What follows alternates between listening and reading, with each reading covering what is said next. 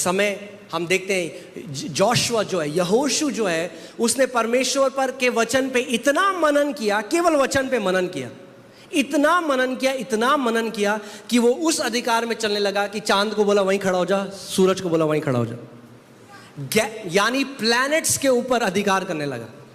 सोच सकते हैं आप, उसके वचन में इतनी सामर्थ्य है, क्योंकि परमेश्वर ने यहोशू 1:8 में बोला था कि तू मेरे वचन पर दिन रात ध्यान धरना,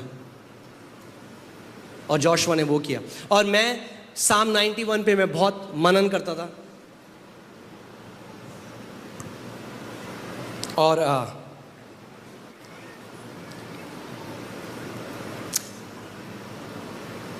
मैं नहीं जानता आपके साथ ये शेयर करूं कि नहीं, बट जिस जगह से मैं आता हूं वहां पे बहुत जादू टोना होता है।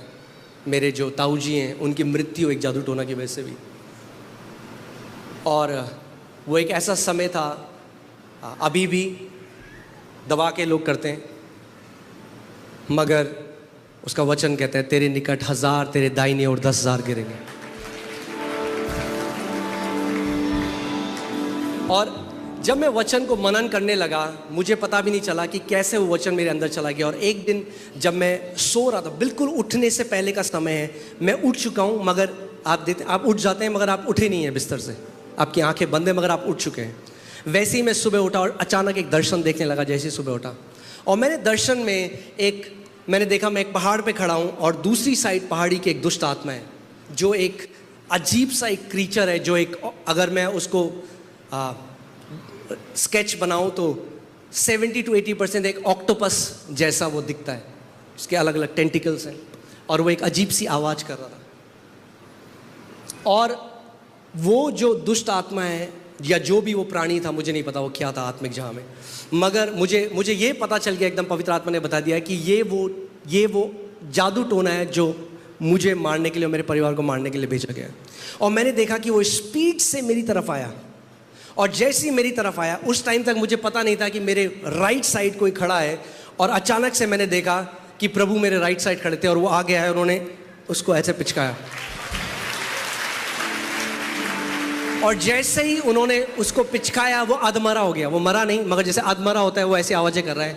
और प्रभु ने फिर मेरी तरफ देखा और मैं समझ गया वो क्या कह रहे हैं। उन्होंने कहा तू कर, तो मैंने उसको पिचकाया, मैंने उसको लात मारी, और जैसे ही वो हुआ, फिर से जैसे किसी ने मेरे कान में स्पीकर खोल दिए हो, मुझे ये तेज से आवाज आई, देख मैंने तुझे सांपों और बिच्छुओं को रौंदने का और शत्रु की सारी सामर्थ के ऊपर अधिकार दिया है, और किसी भी वस्तु से तुझे कुछ हानि ना होगी। आमीन। और उस अभिषेक के अधीन होकर मैं आपके ऊपर ये घोषणा करता हूं कि उसने आपको सांपों और बिच्छुओं को रौंदने का अधिकार दिया है, और किसी भी वस्तु से आपको कुछ हानि ना होगी यीशु के नाम में। कितना बड़ा अर्थक्वेक आया। और अगर आपको पता है, एक आई डोंट नो उनको क्या कहते हैं, जो अर्थक्वेक की पढ़ाई करते हैं, एक साइंटिस्ट ने पहले ही प्रिडिक्ट कर दिया था कि टर्की में एक बहुत बड़ा, किसी को पता है, अपने ट्विटर में उन्होंने डाल दिया था कि टर्की में एक बहुत बड़ा अर्थक्वेक आने वाला है। और टर्की की हिस्ट्री में one of the worst earthquake आया, बहुत सारे लोगों की। फिर उस व्यक्ति ने दोबारा ट्विटर पे लिखा कि इससे भी भयानक अर्थक्वेक दिल्ली में आएगा और लाखों मरेंगे, हजारों नहीं लाखों। उसने अपने ट्विटर में डाला है। और इसीलिए जब आप कुछ ऐसी न्यूज़ सुनते हैं, आपको सीखना है किस चीज़ को ग्रहण करना है और किस चीज़ को रिजेक्ट करना है। आमीन। कई बार शैतान साइंटिस्ट का भी यूज़ करेगा।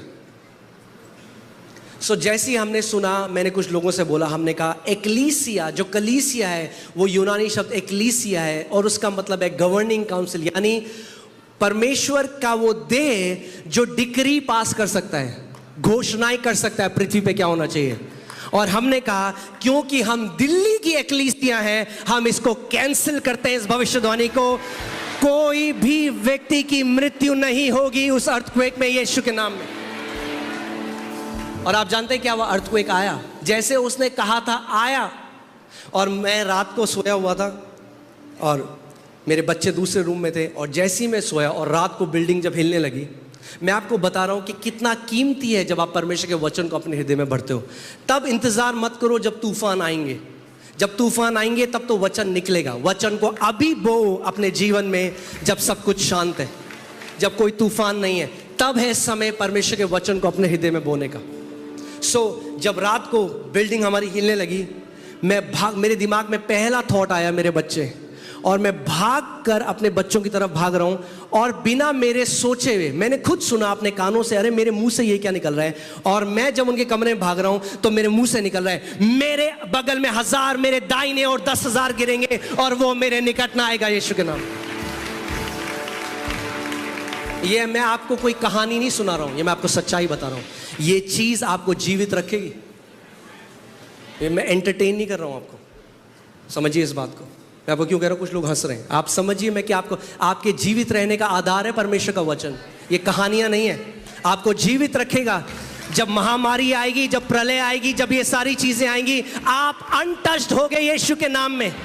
सबको छुएगा, आपको नहीं छुएगा यीशु के नाम में। मैंने कहा आप आत्मिक गोशेन में हो। जो बाहर के लोगों को जिसको छूने की अनुमति है, आपको छूने की अनुमति नहीं है यीशु के नाम में। आमीन।